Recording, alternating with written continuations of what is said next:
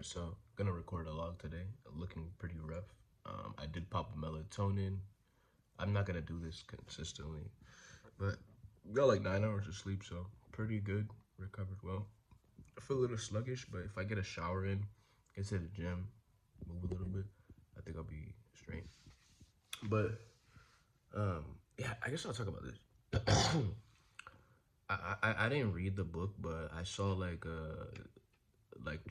not chapter headings, but like little headings of the techniques.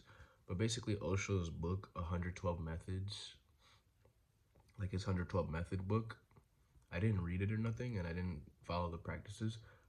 I just read like what this guy who wrote an article about it, like he gave the table of contents label and a couple methods in there are things that I've tried before, and they are the things that give you a little bit of ease, honestly. So, like, one thing was simply staring at the sky. I didn't know that was a method. It's just something I did that I found relief in, but I didn't know it was like an actual yogic method. Like staring up at the infinite sky. That I didn't know it was a method, but and it was something I just did and I felt relief from, like a sort of expansion from just just being a part of life. So it's kind of weird. And then another one which kind of just spoke to me, which seems so simplistic and something that I actually used to do when I was in Florida as like a teenager, 14, 15, 16. Something that I used to do was get completely exhausted and throw yourself to the ground. Like, I don't know the exact technique and method he's talking about, but even the art of like getting your body and everything completely exhausted in physical activity, it does a good thing to the soul, you know?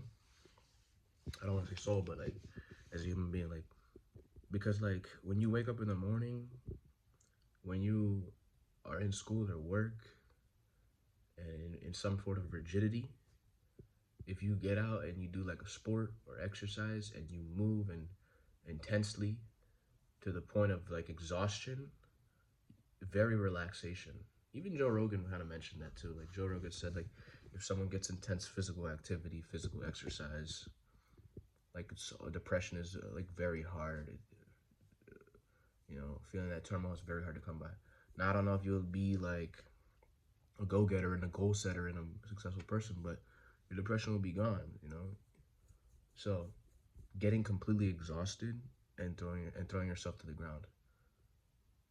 So I think that's pretty cool, man. Like looking at the sky, getting completely exhausted and throwing yourself to the ground. It's super simple. Those are two methods. And so those are things that I've touched upon. But with the exercise, I used to be like I developed like now as I'm getting older, like, oh, I don't need to go that intense. And it's true, like you don't need to go that intense for aesthetic wise, but for my like being in a certain dimension, like getting to a certain dimension of like experience, if you go intense, you push the body, you push the energies like to a certain level of like squeezing the goop out. And then what I found was that if you in that like form of exhaustion, if you do a yoga session, which is also another techniques, but it's like a specifically designed yoga session, then it hits way deeper than going into the yoga session dry, you know? And Osho did mention that one time. It's like, he was talking about Vipassana retreats, and he's saying that they're very foolish and they're only for advanced people, and that the general public really shouldn't be doing Vipassana retreats because the build-up of energy in the body, most people cannot handle it and they go crazy. So Vipassana retreats is not the best for a like casual human. So he's telling people that he used to just run at times. He would walk and then get moments of running, which basically is, getting yourself physically exhausted so that you sit down and get into your yoga that you're gonna do. Everything is yoga, but you know what I mean by like the yoga yoga session, then it hits deeper. So it's pretty brilliant and very simple. Intense physical exercise to the point of exhaustion, and then your designed yoga session. In this case, I'm I'm fortunate enough and blessed enough that I got Shambhavi initiation. So that's the one from Sadhguru and Isha Foundation. So that's a beautiful yoga routine that after physical exhaustion, going to the gym, going outside, whatever, it's a perfect thing, And none of these are like, they're all just doorways, essentially. They're not, they're just doorways to release the goop. Because supposedly realization and truth is something that is just there. There's no technique for that. But there's many techniques just to release the goop of your rigidity, and different people, depending on where they're at, it can do different things. Like, somebody might not need to move their body to exhaustion. They might be just an advanced practitioner of like a Buddhist method, and that's really all they need. That's why every enlightened being, most of them, majority of them, very minority otherwise, but they all reached enlightenment or realization through a completely different method and life story and upbringing and challenge, because it's different. So the technique is not the thing. The technique is to just loosen yourself up as a human being, become less rigid so that the grace could be bestowed upon you. Because as enlightenment, as in a sense, you can't grasp that thing. But you do these techniques to release the goop, if I had to say anything. So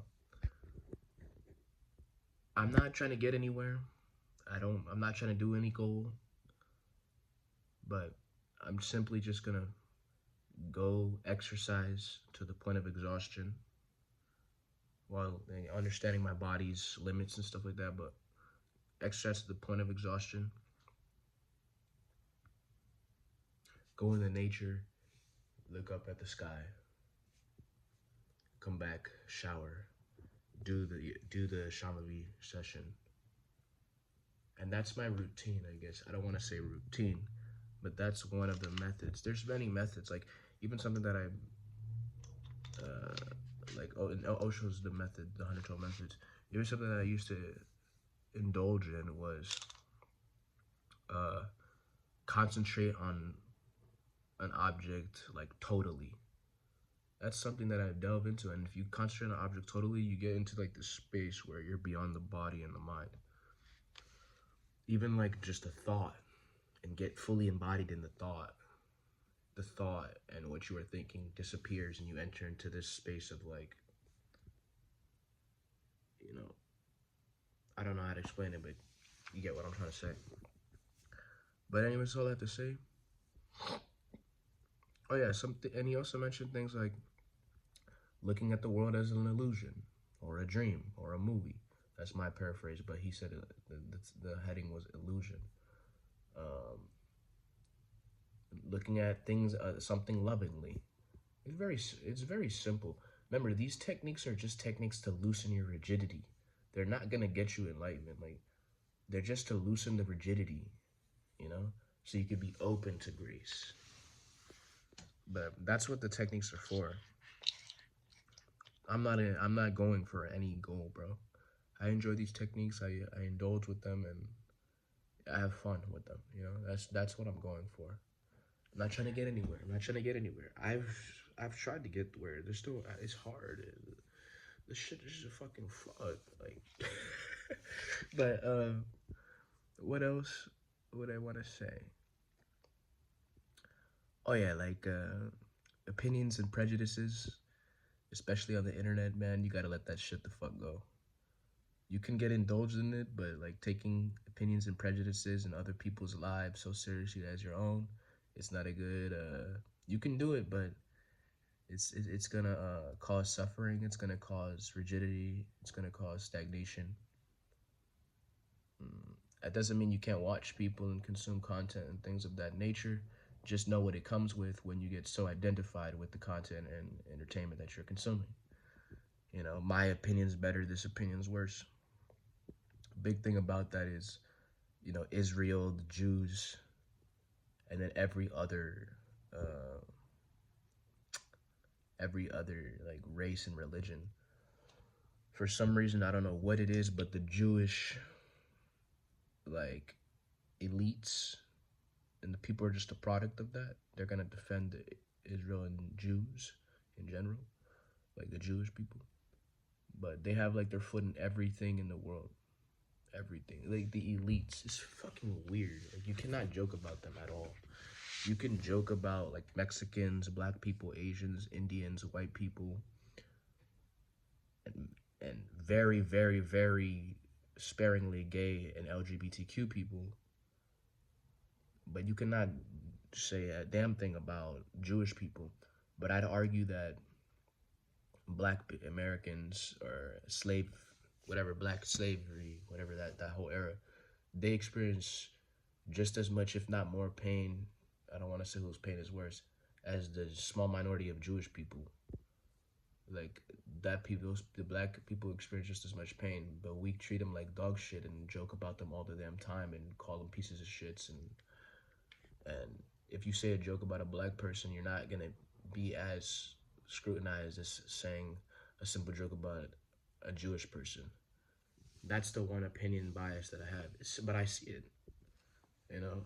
I see it. It's just the truth, you know. And I said something like on Twitter, but Benjamin Netanyahu, I think his name is. I'm not even too into politics, bro. But the way he handles his policies is Hitler-like.